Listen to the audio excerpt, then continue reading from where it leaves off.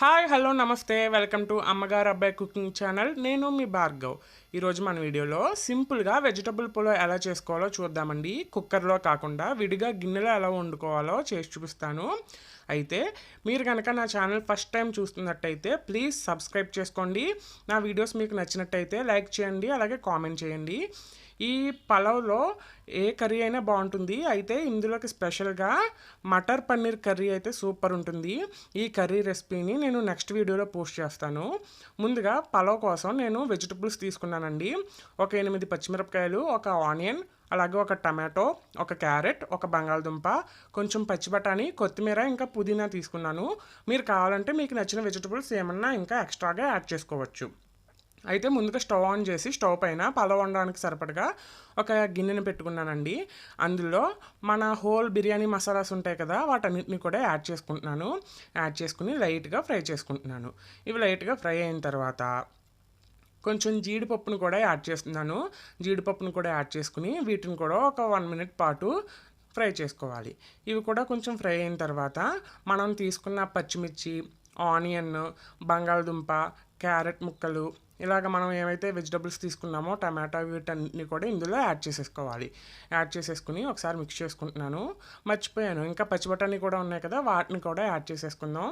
ఇలా మీరు ఏ వెజిటబుల్స్ కావాలంటే అవి తీసుకుని ఇలా యాడ్ చేసేసుకుని వీటిని ఇలా లైట్గా మిక్స్ చేసుకుంటూ ఫ్రై చేసుకోవాలి. అలాగే కొంచెం కొత్తిమీర, ఇంకా పుదీనాను కూడా యాడ్ చేస్తున్నాను. యాడ్ చేసి వీటన్నిటిని బాగా మిక్స్ చేసుకుంటూ చక్కగా ఆయిల్లో మగ్గించుకోవాలన్నమాట. ఇవన్నీ లైట్గా ఫ్రై అయిన తర్వాత ఒక స్పూన్ అల్లం వెల్లుల్లి పేస్ట్ని కూడా యాడ్ చేశాను.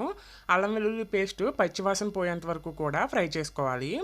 ఇది బాగా ఫ్రై అయిన తర్వాత 1 స్పూన్ ధనియాల జీలకర్ర పొడిని యాడ్ చేసి దీన్ని కూడా చక్కగా మిక్స్ చేసుకుంటూ ఫ్రై చేసుకుంటున్నాను.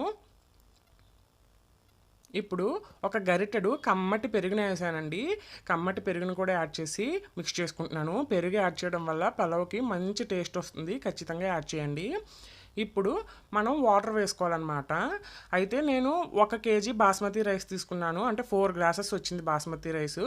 దానికి వంతున్నర, ఒక వంతు బియ్యానికి వంతున్నర తీసుకోవాలన్నమాట. అంటే 4 గ్లాసెస్ రైస్ కదా, దానికి 6 గ్లాసెస్ వాటర్ వేసుకున్నాను.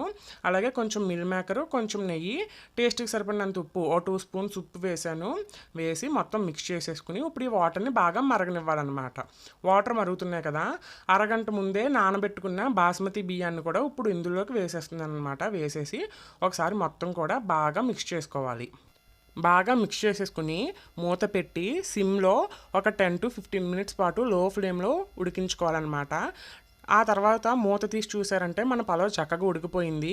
ఇప్పుడు ఒక అట్లకాడ తీసుకుని దాని వెనక భాగంతో అలా పొడుస్తూ దాన్ని కదుపుకోవాలి. మీరు డైరెక్ట్ గరిటె పెట్టేశారంటే కనుక పలావ్ మొత్తం ముద్దలా అయిపోతుంది. అందుకే అట్లకాడతో ఇలా కదిపారంటే పొడి పొడిలాడుతూ మెతుకుగా చక్కగా ఉంటుంది. పలావ్ ఉడికిందో లేదో చూసుకోండి. ఒక 10-15 నిమిషాలకి చక్కగా ఉడికిపోతుంది. కానీ లో ఫ్లేమ్లోనే ఉడికించుకుంటే చక్కగా అడుగంటకుండా ఉడుకుతుంది. పలావ్ అయితే చక్కగా మెత్తగా ఉడికిపోయిందండి. అంతేనండి, మన వెజిటబుల్ పలావ్ రెడీ అయిపోయింది. మీకు నచ్చినట్టయితే ఖచ్చితంగా లైక్ చేయండి.